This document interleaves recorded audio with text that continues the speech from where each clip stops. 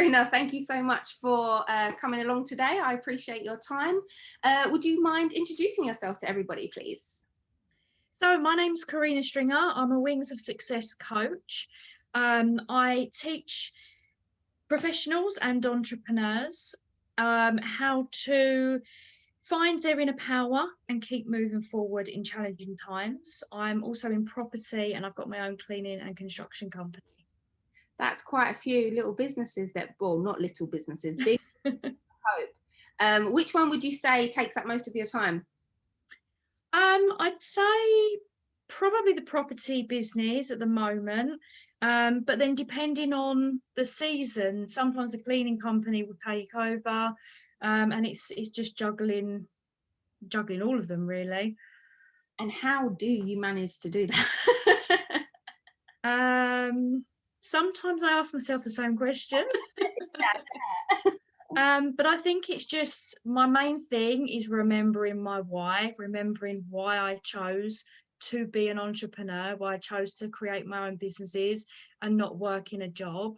My property company is called Jean Properties, and that's named after my nan, who unfortunately passed away 2 months ago.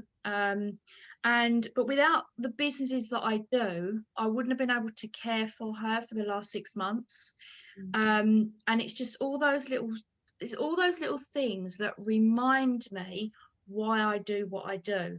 And in struggling times, I go back to my why. And I wanted to create something myself, build it, be able to take care of my nan when she got older, which I did.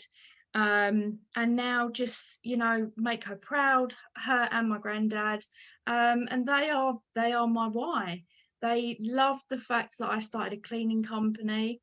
I look after elderly people. We do a tea and talk service as well within the company, so I go above and beyond just a cleaner. And my nan would always say to me, you're going to go and see your ladies on Tuesday. And she was really proud of what I did and what I've achieved. So yeah, basically it's just remembering your why. That's really good. And I've heard this many times before, but who first taught you about your what? Like, did it take you a long time to get to the why?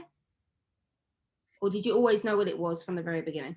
I always knew what it was because I was raised by my grandparents. I didn't have a very good relationship with my mum, and my granddad used to take me to boot sales when I was younger. So I got that business sense from him.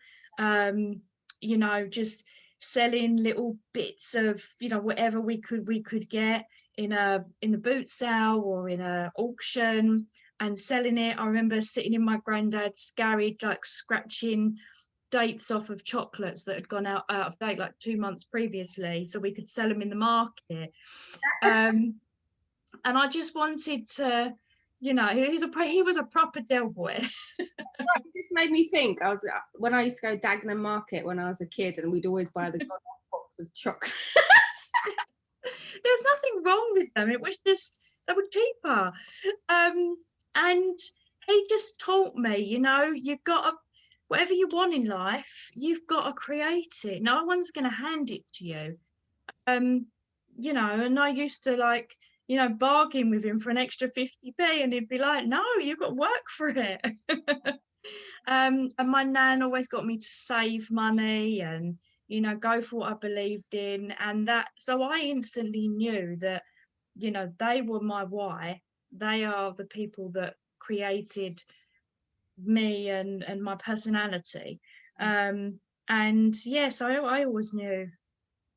We have a very entrepreneurship energy about you, and it sounds like it came from them. When did you start your first business then, out of all three of them? So I started my cleaning company 9 years ago. So that would have been 2013. I was working with somebody because I'd injured my back in my previous job, and I always wanted to leave, but the money was good and I was stuck in that in that routine where I had a bad day, I wanted to leave, but then remembered how good the money was and stayed. But it's not all about the money. It's what keeps you going and what makes you happy. And I injured my back and I was off for a year. And I learned how to live off of half of my wage. And one day I just decided that's it. If I don't make that decision right now, and that feeling that I've got, that intuition, if I don't listen to that now, I'm not going to get to where I want to be.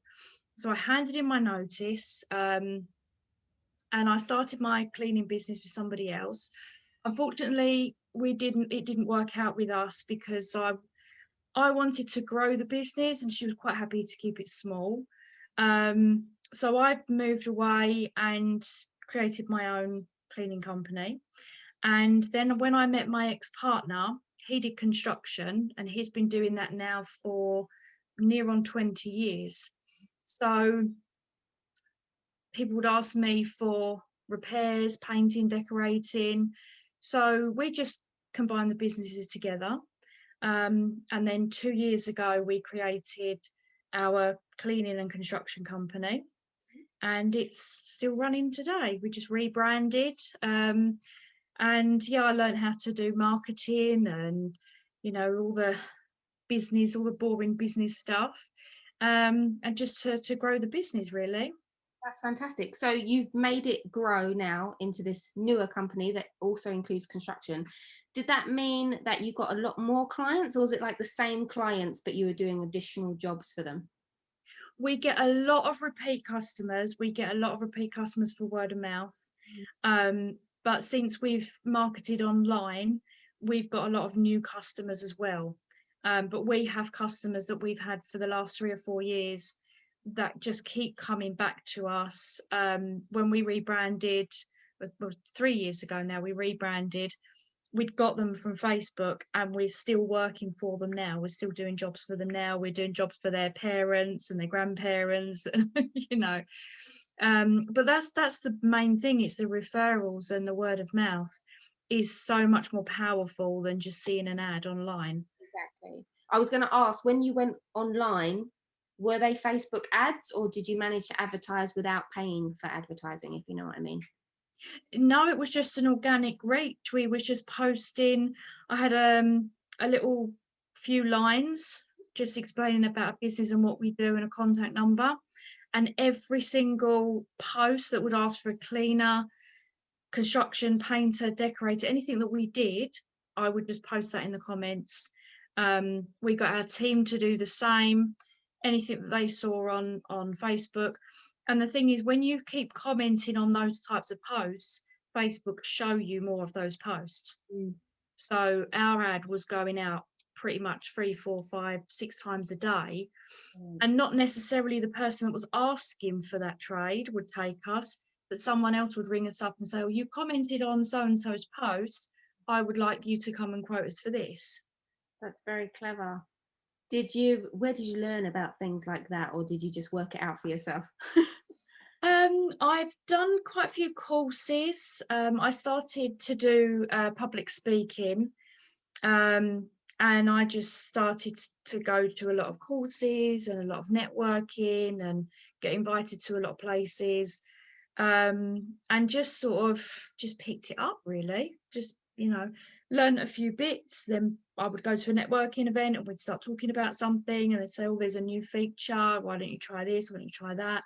And that's the power of networking has just been unbelievable. Because when I started my business 9 years ago, we didn't have all that. I didn't know how to use Facebook or, you Mm. know, I'd not long had an eBay account, you know. So I didn't I I, love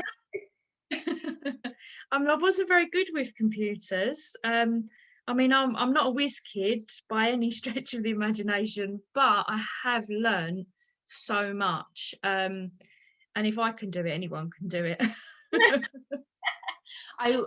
We were saying before we started the interview that I just like technology. It's kind of like you just have to play with it, right? And then you You do.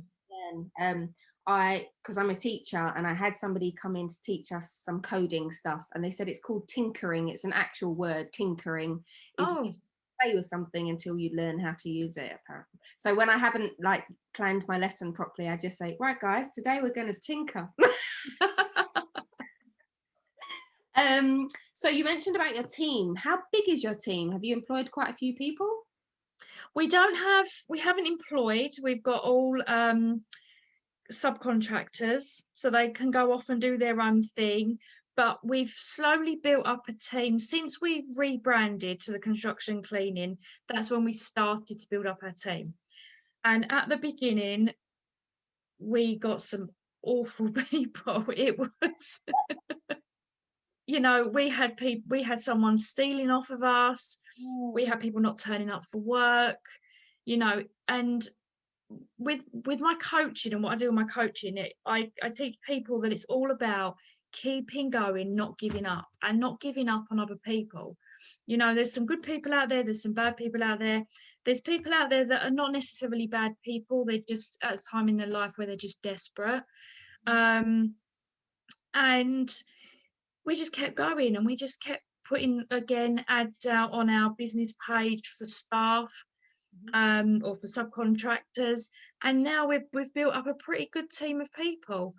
On the construction side, we've got about 8 or 9 people that are our core team now. We've got the painters, decorators, and now what they seem to doing is our manager is now training them up into other things as well. So I've got our painter and decorator came in into our business about a year and a half ago, and he would quite happily, get, I don't know, do a couple of jobs, couple of hours a week. Now he services our HMOs. He does other things. He does now gardening. He's branched out into other areas and learned new things. I think he's currently learning plastering as well now. So yeah, it's just giving people that chance to show that they're willing to learn. I love that. That's so good. Has he gone off to do courses to teach himself how to do those things, or that is that part of how you work with people? You don't train people as well, do you? We do a lot of in-house training, because our core team have been doing this for years.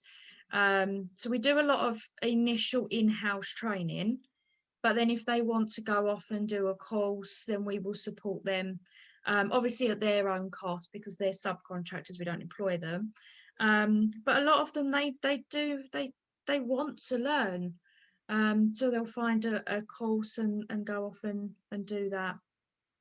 In terms of, you mentioned like the boring business stuff, that stuff kind of scares me sometimes, the business side of it, because I come up with a lot of ideas and I can get them started, but then how you make it a business can be the complicated bit. So did you have any coaching on that, or did you teach yourself that along the way as well as your granddad helping you? Pretty much learn most of it myself. I did go on to a business course before I started the cleaning company. But since I've done that, so many things have changed in business. So it's always good to get the basic knowledge, but there are loads of courses out there. And I've heard there's a new scheme now actually on universal credit, that if you have a new business idea and you're on universal credit, you can get 6 weeks of coaching. They'll help you do your business plan, and they will support you to launch your business. And then they will obviously adapt your universal credit as your business grows. That's cool. So, I mean, I'm in Essex, so I don't know what it is with other areas. I don't know if it's based on the area, or if it's just an overall government thing. But it's very, very useful to know that, because I know a couple of people that have gone on it, like tenants that have been out of a job, and I've been getting all this information of how we can help and assist people, especially going through COVID. It's just there's a lot of opportunity out there. It's just sometimes it's just asking. It's just asking people, connecting with people, and being open to receive information. Yeah, that's good. Like where I'm trying to open my property school, I just talk to people about it all the time, because you never know who's that one person that's got that bit of information that you need, right? Like you say, That's I true. know about a grant, and then I'm like, oh, I'm not sure about how to apply for grants. And then you talk to somebody else, and they say, well, I'll help you write it. And I'm like, whoa, that's amazing. I do love that actually about the community. There are so many kind and helpful people that will help you move on, and that's really nice. Um, Sorry, go on. You were going to say something.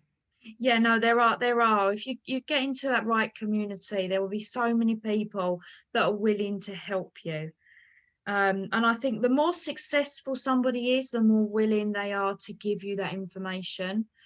There are some people out there that want to hold all the information back, but I always listen to the people that have got the results that I want, Yeah. um, and are heading in the direction that I want to be heading in.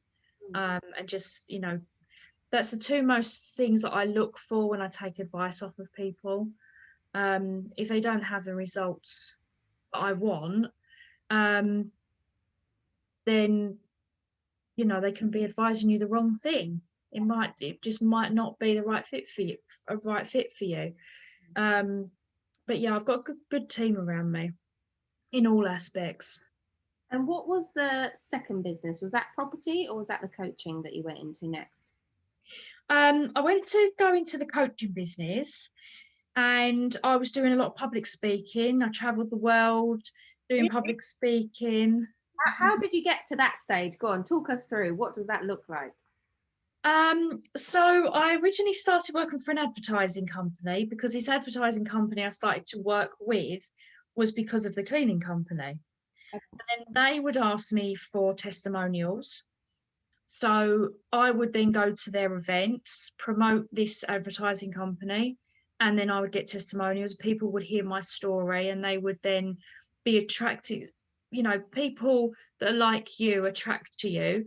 And then they would say, come and speak on my stage. We want to hear your story. Sometimes it just could be my journey. Then I was headhunted by another company to come and speak on their stages and present for them. That's amazing. That's a huge achievement to be headhunted for something. Well done. I couldn't believe it. Like when they told me, I was like, what, me? No, I thought I was joking. And then I went abroad and traveled, did some speaking events, turned it into a bit of a holiday as well. I thought, well, while I'm over the other side of the world, I might as well.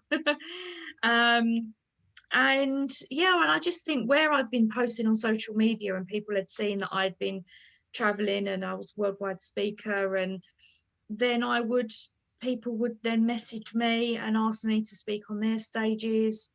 And I just thought, I'm speaking about mindset, motivation, my story. And I just thought, well, I want to turn this into a business. I want to turn this into a coaching business.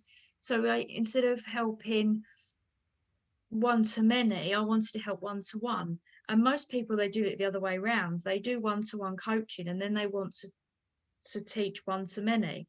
But I wanted it to be more intimate and help more individuals, because I knew that I was talking to a group of, say, 500 people, but every single person had a different story in them and needed something a little bit different. So that's why I decided to launch Wings of Success. Um, and yeah, and then from having the network of all the events, I then decided to go into property. Nice. So, was property one of the events that you started getting invited to talk about, like to do motivational speaking at? Is that what happened? There was multiple speaker events that I started going to. And a couple of those were they were people in property, there were people in trading, all different industries. And I just the people that I just connected with, um, we got talking in the breaks and after the events. Um, and it was just a natural thing. We had the construction and the cleaning, and we wanted to work on our own properties. Mm. So it was just a natural thing. I don't do anything that's completely different to the businesses that I already do. I, as long as there's a nice flow and it goes with, then I'll do it. But So it sounds like you were interested in like flips. Is that what you were first interested in property? it was, yeah. But at the time we didn't really have the finances to do it. Because in construction sometimes a lot of your money's spent out, and then you're waiting for the invoices to come in, and we're only a small business. So we decided to take training for no money down, rent to rent. So we've got a rent to rent HMO, and I've in the lockdown I took on my second property. Well done. So thank you. Are you still advertising for more, or you like, no, you're just happy to have two? Or I'm open to getting more. I want to concentrate a little bit more on the coaching side of it right now because of lockdown and because of people were hit hard in lockdown, and they're coming out with completely different ideas about what they want to do. They might have been in a job and now they decide they want to start their own business. They might be struggling and don't know where to go right now. So I want to concentrate on the coaching. But I'm open to taking on another property. I don't think I'm going to be building the property business up to a really big business. But then again, I'm just now getting my systems and everything in place. So who knows? I could end up taking on staff and growing the property business. I'm open. I'm always open to new ideas, opportunities, and just seeing where it takes me. and how long did it take you from being interested in property to finding your first deal? Because for some people it takes a really long time. So Well, the first training that I did, I flew to Amsterdam. We did a 3-day training course, and it was very advanced for us. We were complete newbies, and it was very, very advanced, very fast paced. And we got the basic idea of property, but we came home and our heads were just like, whoa, this is too much. We don't know what to do. We don't know where to start. So we left it a year. And I remember speaking to my business partner at the time and saying, right, if we don't do this property thing now, we're never going to do it. It's been a year now. Like, come on, we need to pull our socks up. So with me going to all these other events, I found we was given some free tickets.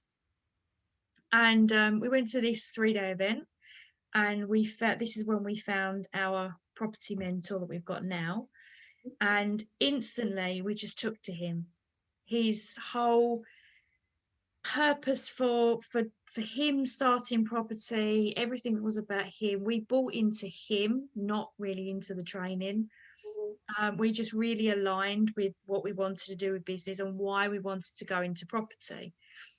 And we started the training in July 2019, and by November we'd found our first property. that is pretty good. Yeah. So by December we were doing the property up, and I remember it was Boxing Day. We were sitting on the floor of our HMO, putting up furniture and eating pizza. It wasn't Christmas Day, it was Boxing Day. You know what? If it was me, I probably would have done it Christmas Day as well. But he was like, "No, we'll have one day off." And did you manage to secure an amount of time rent free so that you had the time to do it up before that you started putting tenants in? We did. We got a month free. Okay, cool, excellent. And you managed to do it all in that month, ready to put tenants in? Yeah. We did do a couple of viewings while we were still doing the house up. The house was pretty much okay. We just had to put in smoke alarm system because it's on 3 levels, and just do bits and pieces. So they came in, had the viewings. We we explained before they came to the viewing that we were still in the process of doing it up. Yeah. And they were fine. They came in, saw the room, they were happy with it, they were happy with the layout. So they were kind of on a waiting list for a couple of weeks to then come into the house in January. Excellent. And this second one you've got, was that off the back of that one? Because sometimes it happens like a chain reaction, doesn't it? Or is it completely different way? No, this landlord I was actually speaking to before I got the first HMO. Okay. And he disappeared for about 6 months. And then he came back to me, well, a bit more than 6 months. And then he came back to me. We gave him the option to do a HMO, to have it managed, or to maybe have a lease option, because we didn't know what he wanted to do with the property. So we gave him the options, let him think about it, kept in contact every now and again. No pressure, we just chat about family. We wouldn't talk about the house. But it was just every now and again, like, hi, I'm still here. And yeah, he came back to us and said that he did want to let out the property. But we got this one on a management basis because he's still very attached to the property. He bought it in the 60s. It was actually 2 properties they put together. His late wife was there. He brought up his family, his children, and so he's still very attached to the property. So even though he's relocated to France, he hasn't made that permanent move yet, and he still comes home to the property. But now again, during COVID, he's starting to think, what do I really want, and should I be holding on to this house? The memories are there, yes, but wherever I am, I've still got those memories. Yeah. So I do think he's going to relocate permanently. But sometimes it's just there to support people, it's not thinking about the short-term gain that, oh, I'm going to get this property. It's that I'm supporting this guy to keep hold of those memories, to make some money from the property, because he'd be hemorrhaging money if he didn't. It's such a big, beautiful house. And just to give him that time to think about it. Perfect. Okay. So normally what I do at the end of my interviews is I ask, is there something, like some big message, if you had one thing to tell people that would help them on whatever their journey to success was, whatever that might look like, what would be your top advice? My top advice would be, don't give up.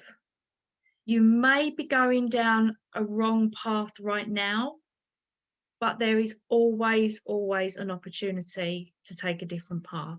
Just sit back, think about it, talk to somebody, take some time out, just regroup with yourself and the people that are around you. Don't listen to negative advice, and listen to people that have got the results that you want. And most importantly, always remember why you started the journey in the first place. Excellent. Thank you so much for your time this evening. I really appreciate it. Thank you very much. Right, then I'll see you later, and let's keep in touch.